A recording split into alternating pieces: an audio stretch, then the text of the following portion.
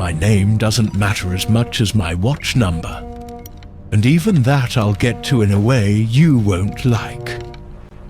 I kept the log at Outer Marwick Light and Signal Station for 11 months.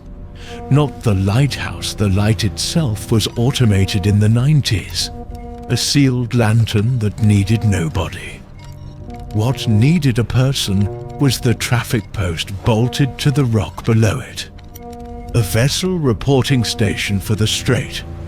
One of the narrow ones where a deep draft ship and a fishing boat will both die if they guess wrong about who gives way. My job was to watch. Radar, AIS, the VHF, a pair of binoculars older than me, and the deck log. I logged every contact that entered the reporting line, confirmed it against the data, and when Shaw asked, I read it back. That was the entire job. Watch, log, confirm. The horror of my life arrived through a procedure designed to prevent exactly that. I want to be precise about the procedure, because the precision is the point.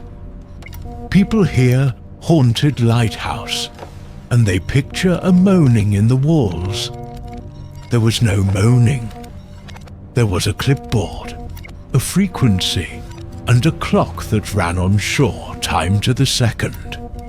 And the worst thing that has ever happened to me happened inside the gap between two numbers that should have been the same.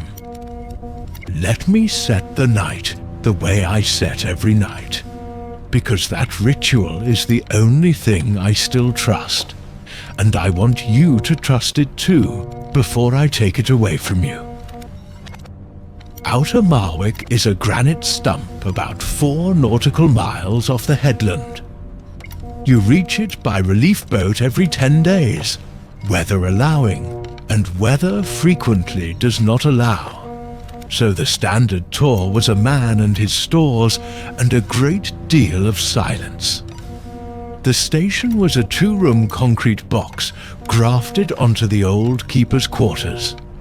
The watchroom faced the strait. It held the radar repeater, the AIS receiver, and its little plotting screen, the VHF base set tuned to channel 16, and the working channel 12. The barometer, the chronometer, the logbook on its angled desk, and a kettle. The chronometer is important. Everything I logged against that clock, and that clock was disciplined every morning against the shore station's master time over the radio. You said your time, they said theirs, and you adjusted. A watchstander who lets his clock drift is a watchstander who logs lies without meaning to. I never let mine drift. Remember that I told you that. The work was this. The strait had a reporting line, an imaginary boundary drawn between 2 charted points, and any vessel of a certain size crossing inbound or outbound was required to report to the station by radio. They'd give their name, their position, their course and speed and their intentions. I'd take it down. Then I'd confirm it against my own instruments. The radar paint, the AIS transponder data, the visual if I had it. 3 sources. If a vessel was on radar but not on AIS, I noted its small craft, fishing boats, anything without a transponder. If it was on AIS but I had no radar return, I noted that too, because that means either the vessel is over the horizon or the vessel is lying. Ships lie.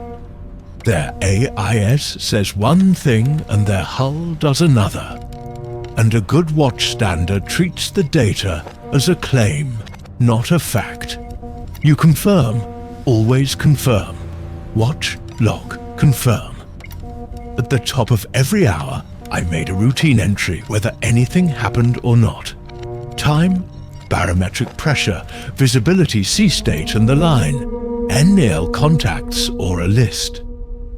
At the end of my watch, I'd total the day's movements and transmit the summary to shore, and shore would read it back, and any discrepancy got resolved right there on the radio. That readback is the heart of the whole system. 2 people, 2 records, 1 reality, reconciled out loud. If your log and their log agree, the strait is known. If they disagree, you find out why before anybody dies. I'm telling you this because I need you to understand that I was good at it. I was not a nervous man, and I was not a lonely one.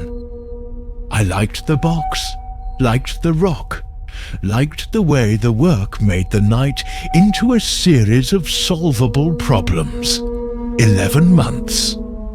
I want the 11 months on the record. Because what I'm about to describe is not the story of a man cracking up in isolation. I checked. That's the whole tragedy. I checked, and the checking is what was wrong. It started on a Thursday in the back end of October. I'll give you the date the way the log gives it. The fog had been in for 2 days, the thick kind that comes off the cold water in autumn and sits on the strait like a lid. And in fog, the visual source goes dead, and you live entirely on radar and AIS and the radio. I had 3 vessels that evening.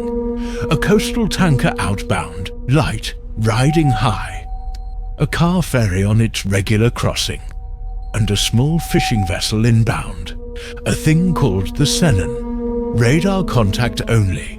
No transponder. The way the small boats usually were.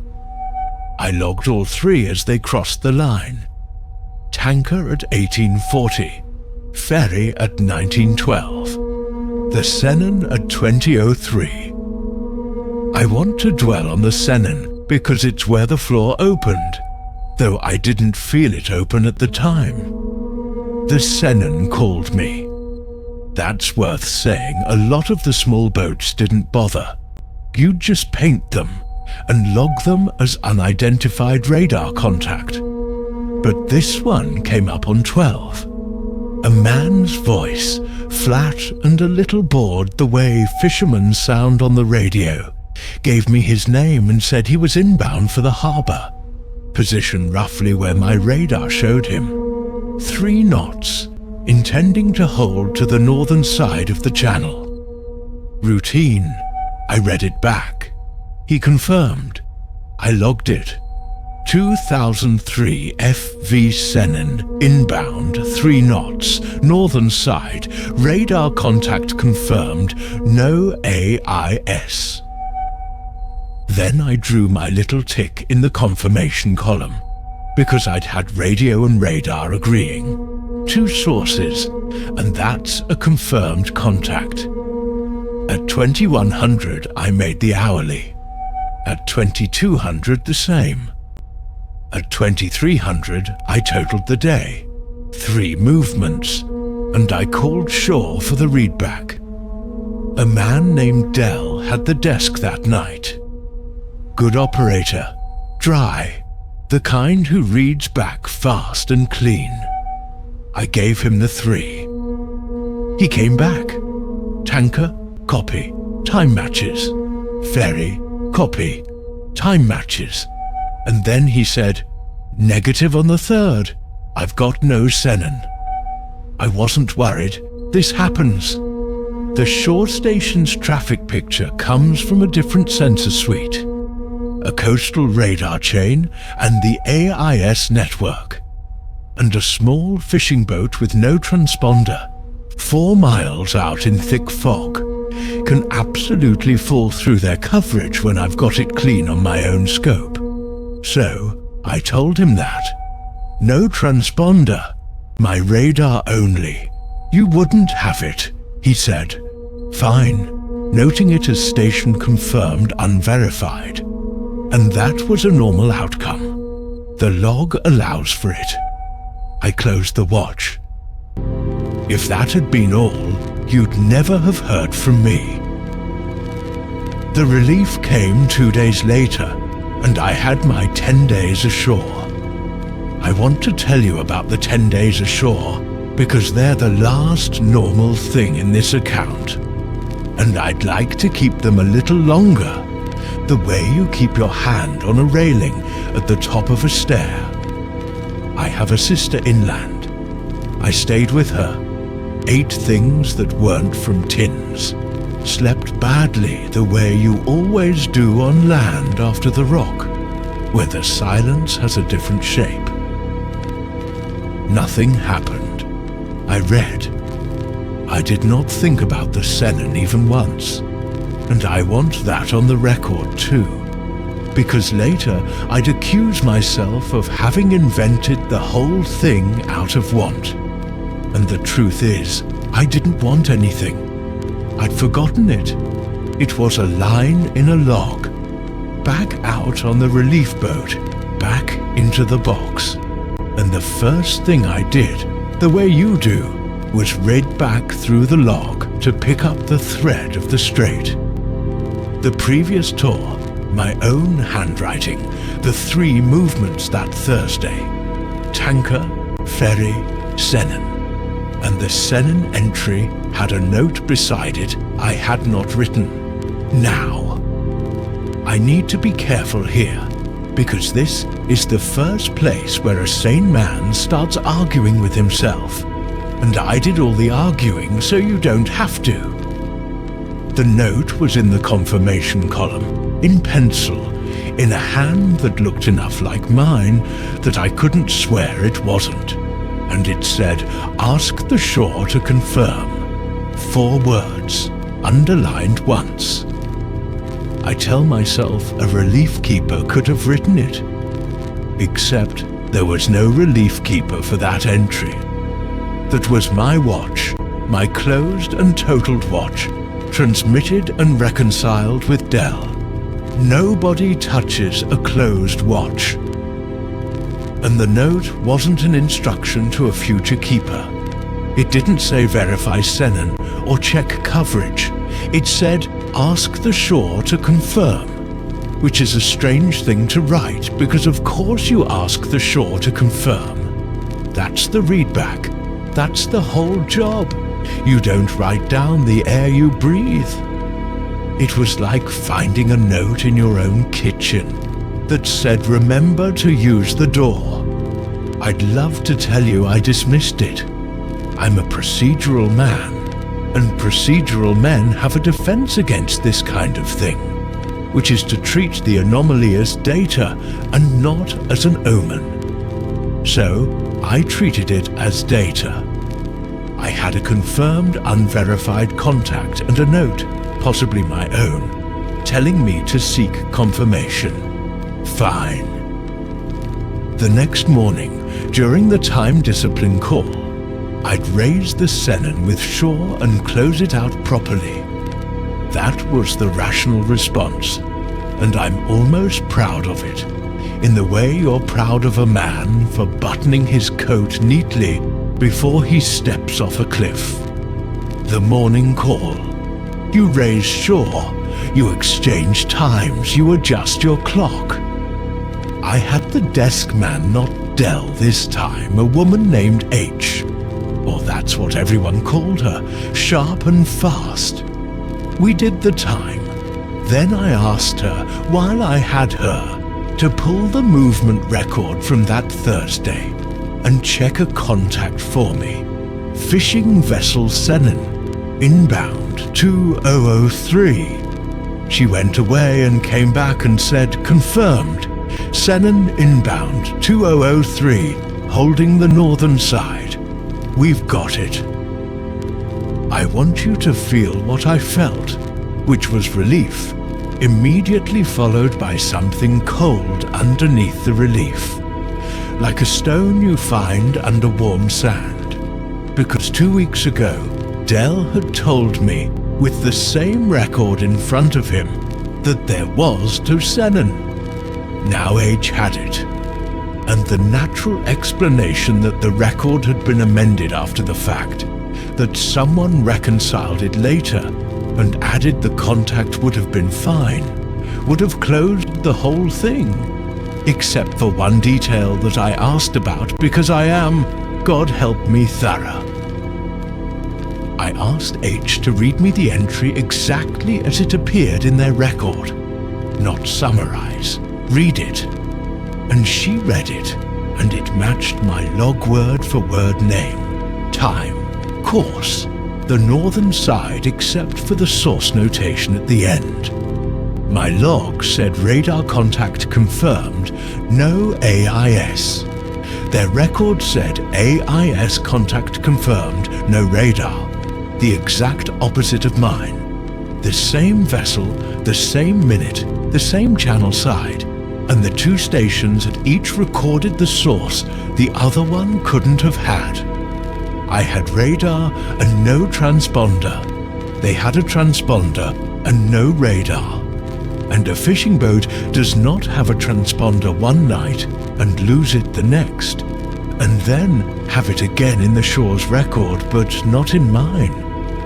The data sources had swapped, not failed swapped, as if the contact existed but couldn't decide which of us was allowed to see it truthfully, and split the difference down the middle of the strait.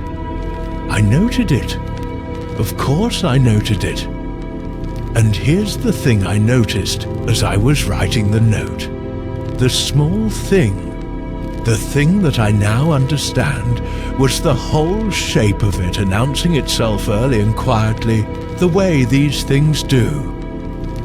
I went to write the discrepancy in my own log, beside the original Sennen entry, and the pencil note that had said, "Ask the shore to confirm," was gone.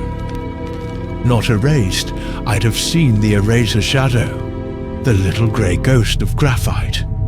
Gone as if it had never taken. The page was clean where it had been, and the 4 words were sitting in my head instead, very precise, like an instruction I'd been given rather than one I'd found. So I'd asked the shore to confirm, and the shore had confirmed, and only my entry was wrong.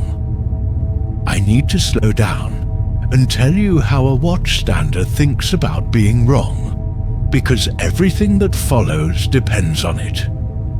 In this job, you are the unreliable instrument. The radar is calibrated. The AIS is a data feed. The clock is disciplined daily. The one component in the watch loop that drifts, forgets, mishears, and writes the wrong number is the human being holding the pencil. So when your record disagrees with the shore's, the first hypothesis, the professional hypothesis, the only hypothesis a serious person entertains is, I made the mistake. You don't get to suspect the universe before you've cleared yourself. That's not humility. It's method. So I cleared myself, methodically. Over the following nights, I went looking for the error in me, because finding it in me was the comforting outcome, and I'd have welcomed it. First, the radar. If I'd logged a radar contact that was actually an AIS contact, maybe my repeater was painting something it shouldn't, or I'd misread a target. I ran the radar through its checks. Clean. I logged 6 contacts over the next 3 nights against radar, and confirmed every one against AIS and against shore on the readback, and every one matched source and all. The instrument was not lying. The instrument never lies. I want you to hold on to that because it's the rail I held on to for far too long. Second, the possibility that I'd transposed the source notation written radar when I meant AIS, a slip of the pen, the kind of thing that happens at the end of a long watch. But the Sennen had called me on 12. I'd heard the man's voice, taken his report verbally, read it back, and he'd confirmed.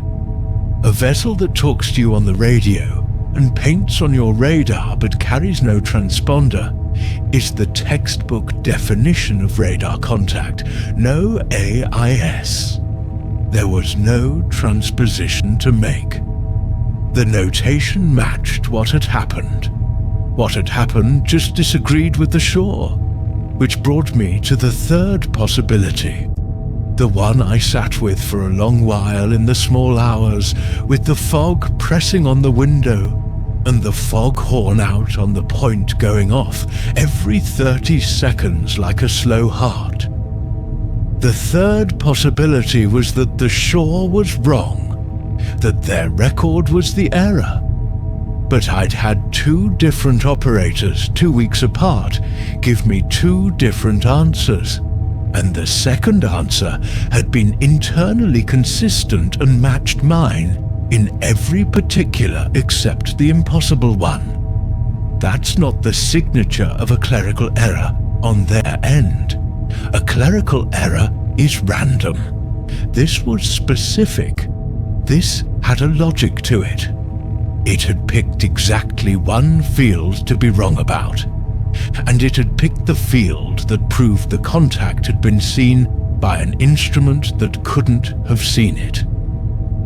I'll tell you the moment the cold stone under the sand became the whole beach. I went back to my own log, not the Sennen entry, the whole tour, every page I'd written across 11 months, and I read all of it, every watch, looking for any other place where my record might have diverged from reality. It took most of 2 nights, reading by the desk lamp while the strait did its quiet business outside. And I found that the Sennen was not the first. It was the first I'd caught. But it wasn't the first. There were others, small ones. A bearing logged as 047, that, when I cross-checked it against the radar plot I'd sketched in the margin that same night, should have been 074. A vessel name the Kerry made, that I'd logged as outbound on a night when my own hourly entries, taken together, only made sense if she'd been inbound. A barometric pressure noted at 2100 that was lower than the 2200 reading on a night the log itself recorded as a clearing, rising trend the pressure should have climbed, and in my hand it had fallen. Tiny things. Each one alone is a tired man's slip. But I am not a man who slips, and even if I were, slips are random, and these were not random, because they all had the same fingerprint. And once I saw the fingerprint, I could not unsee it. Every wrong entry was wrong in a way that only I could be the source of. The radar plot in the margin was right. The hourly trend was right. The shore's records, where I later checked them, were right. The data, every external source told the truth. Only the thing I'd written in the moment, in my own hand with my own certainty, was wrong. As if reality were intact everywhere, except at the exact point where it passed through me on its way to the page. I started writing in pen after that. I want you to know I tried. Pen, so nothing could be erased and re-added without a trace. So I'd have a fixed record of my own mind I could trust. I read each entry aloud as I wrote it. I dated and timed everything to the second. I built a fortress of method around the one unreliable instrument which was me, and for about a week it held, and I let myself believe I'd contained it, that whatever lapse had been happening was a function of fatigue. and that discipline would burn it out. Then the Sennen came back. It was a Tuesday, 3 weeks after the first crossing. Fog again, the strait lived in fog that autumn. And at 2003 to the minute, a man's voice came up on 12, flat and a little bored, gave his name as the fishing vessel Sennen, inbound for the harbour, 3 knots, holding to the northern side of the channel. The same time, the same words, the same voice. I didn't move for a moment. The foghorn went. Then I did what the job requires, which is the only thing that has ever kept me sane out there. I treated it as a contact and I worked it. I keyed up and read it back to him. Name inbound, 3 knots, northern side. And he confirmed, the same flat confirm. And then this was new. This was the first time the thing on the other end of the radio did something the script didn't contain. He said, "You sound like you've heard this before." I had never spoken to that voice before except 3 weeks earlier. There was no reason for a fisherman to say that. I asked him to repeat. He didn't repeat. He said, "Ask the shore to confirm." And then nothing. The channel went to the soft hiss it has when nobody's there. I had it on radar. Clean paint where he'd said he was. 3 knots, northern side. No AIS, the same as before. I sat and watched the contact track up the northern side of the channel toward the harbour at exactly 3 knots. And I logged it in pen, reading it aloud. Dated to the 2nd, 2003. FV Sennen, inbound 3 knots. Northern side radar contact, no AIS. Identical to crossing of, I wrote the earlier date. Query repeat contact. And I underlined query repeat contact twice, the way the pencil note had been underlined once. And I noticed myself doing it and made myself stop. Then I called the shore. Not at the morning discipline call, right then, breaking the routine because I needed the contact verified while it was live, while the thing was still on my scope and couldn't be argued away as a memory. I raised the station. The night man was Dell again. I told him I had a live contact. Fishing vessel Sennen, inbound northern side, requesting he confirm against his picture. There was a pause that went on a beat too long. Then Dell said, "Confirmed. We've got her. AIS contact northern side 3 knots. AIS. He had her on AIS. I had her on radar. The split again, live this time. The 2 of us looking at the same vessel in the same fog through instruments that disagreed about which of us was permitted to see her honestly." I said, "Careful," keeping my voice in the professional register, because the register was the last wall standing. Negative AIS my end. Radar contact only. Confirm your radar. And Dell said, "And I have this exactly, because I wrote it down as he said it, in pen, reading it aloud as I wrote, so that there would be one place in the world where these words were fixed." Dell said, "Negative radar our end. We never have you on radar. You know that. You know that. I did not know that." But the way he said it, easy, certain, the way you'd remind a colleague of a thing settled long ago, told me that as far as Dell was concerned, it was a thing settled long ago. The shore station did not have Outer Marwick on radar, had never had it. And I want you to understand why that is not possible. The shore station's coastal radar chain covered the entire strait.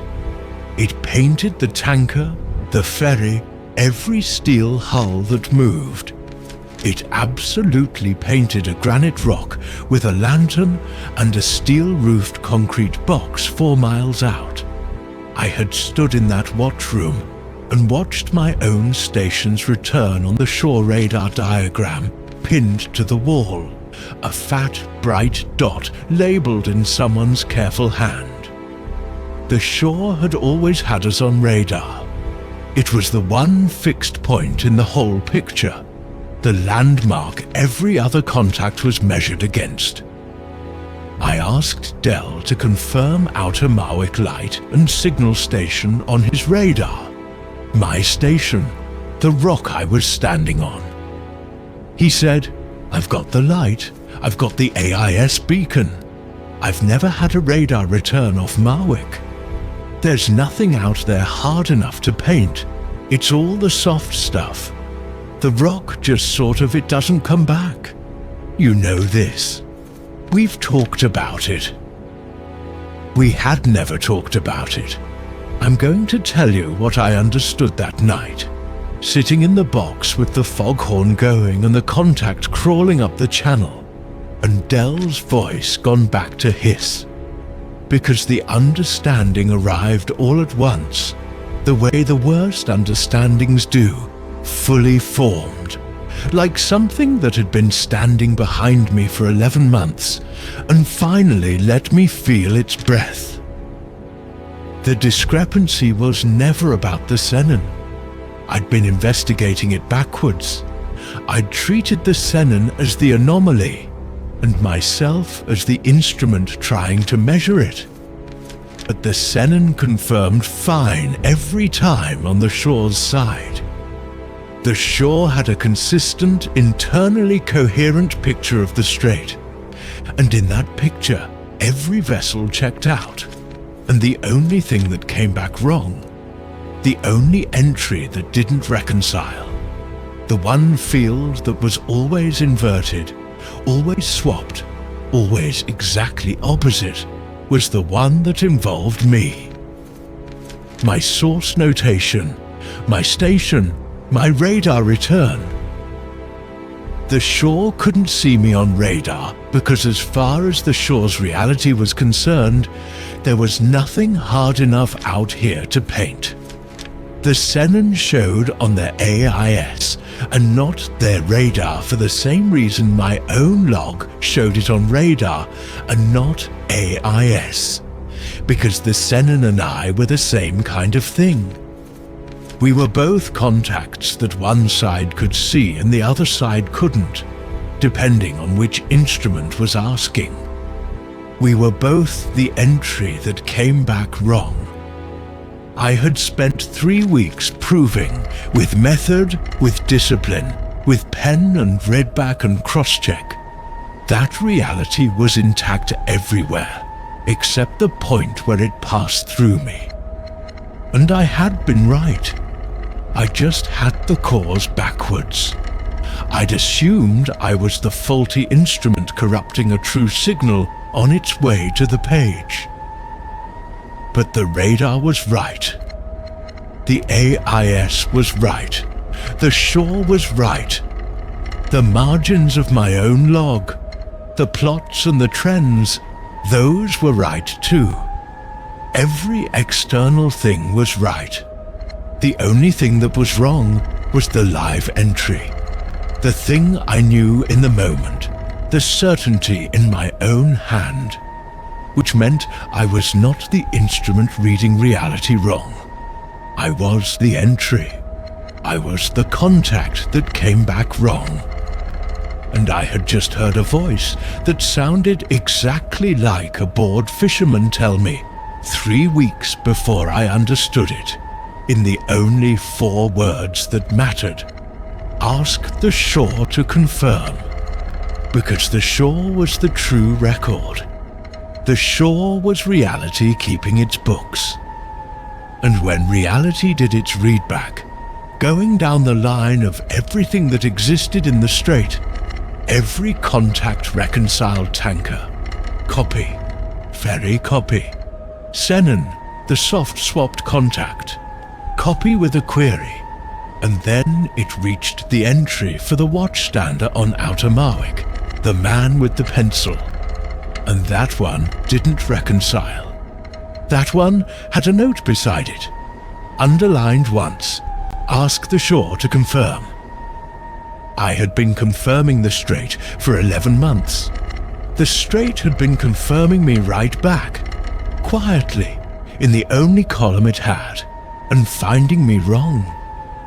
I should tell you about the relief boat, because the relief boat is where it stopped being something I could hold at the desk's length and became something in the water coming closer. After that night, I wanted off the rock. Not panic, I want to be clear. I did this the right way too.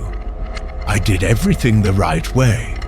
That's the part I can't forgive. I logged a request for relief on medical grounds, fatigue and stress, which was true, and I transmitted it on the morning call. H took it. She was kind about it. Said the boat could come in 2 days if the weather held, that they'd send someone to cover. And then, signing off, in the same kind voice, she said, "Get some rest before the boat. You sound like you've been out there a long time."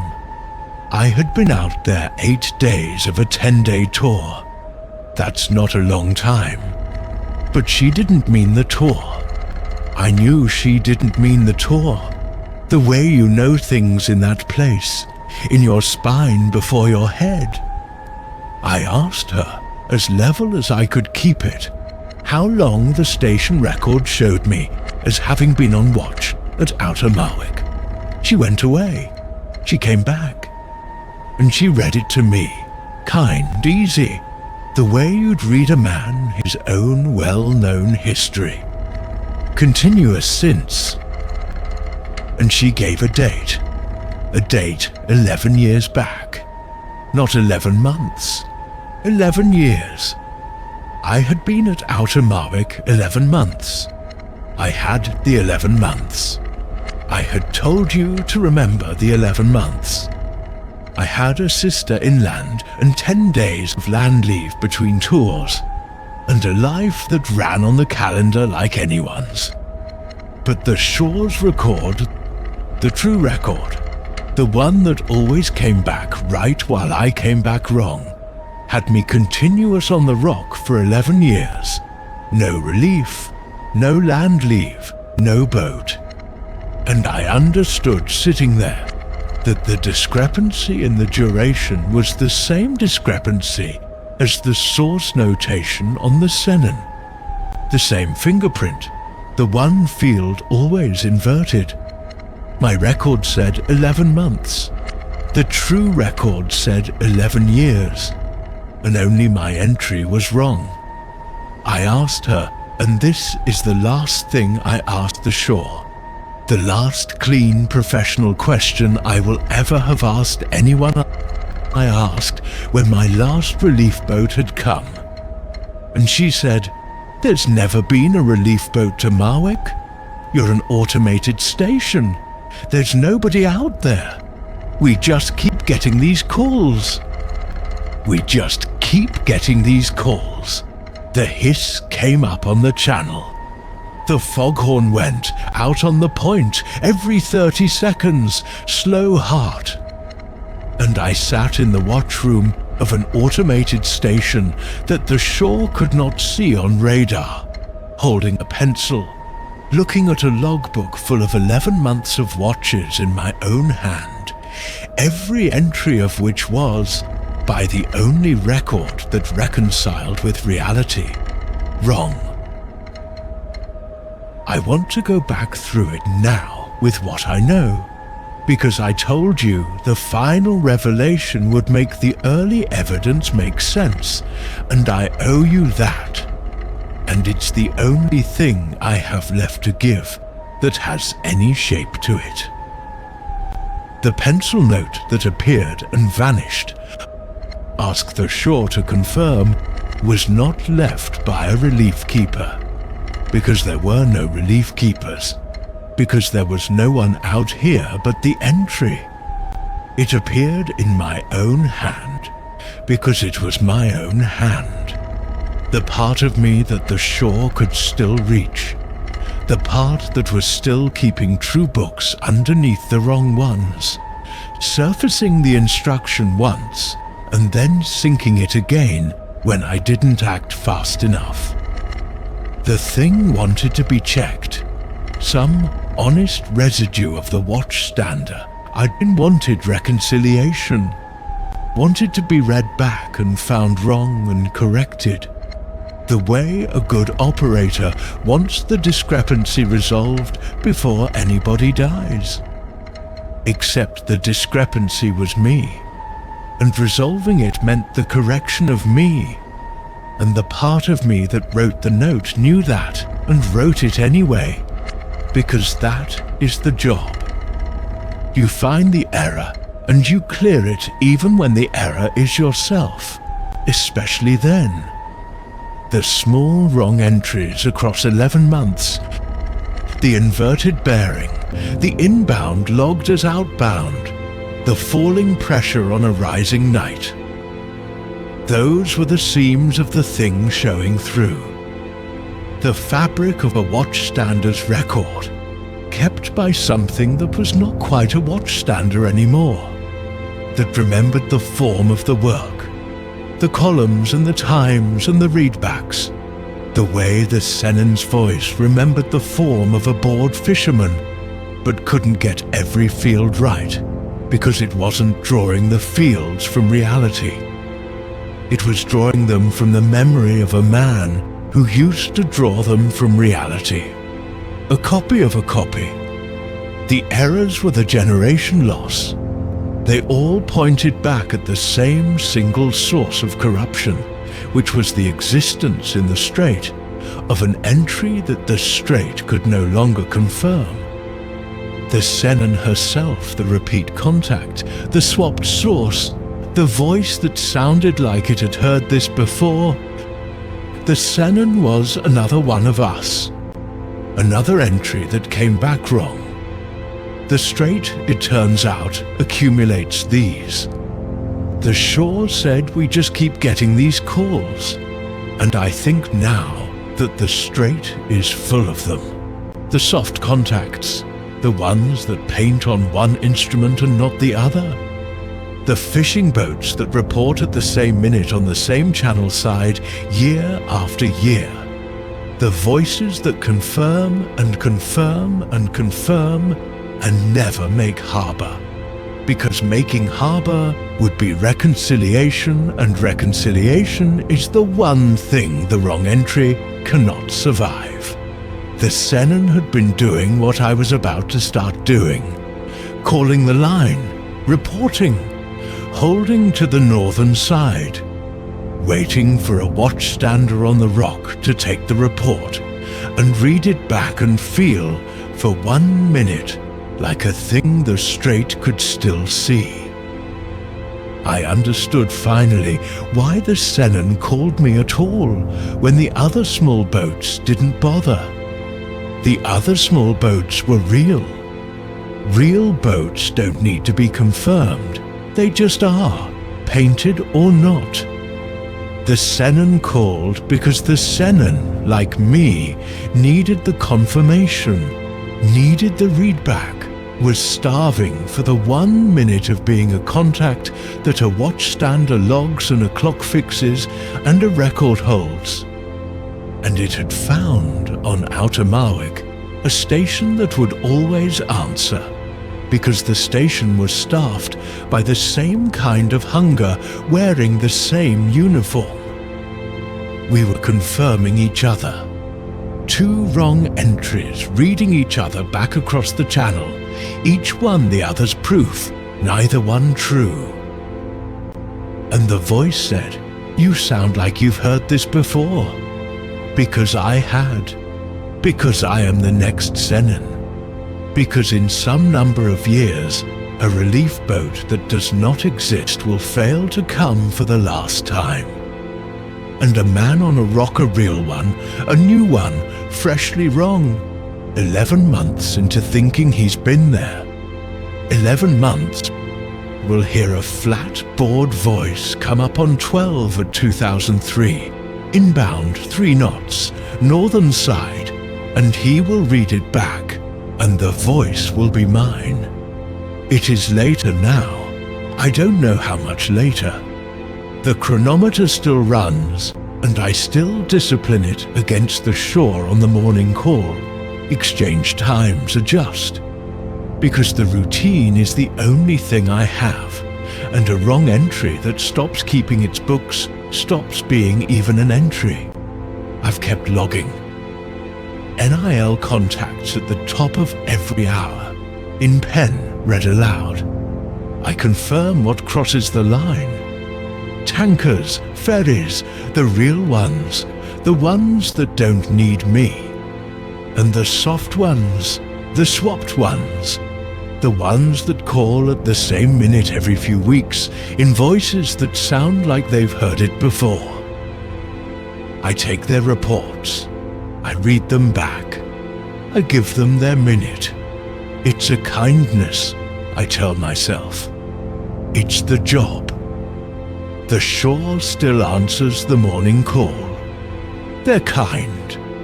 They always read back my time, and then they correct it. Because my clock, however carefully I discipline it, comes back a few seconds wrong every single morning. The same fingerprint, the one field, drifting in the one direction only I could drift it. I adjust. They say get some rest. They say you sound like you've been out there a long time. I have stopped asking how long. I made one last attempt at reconciliation.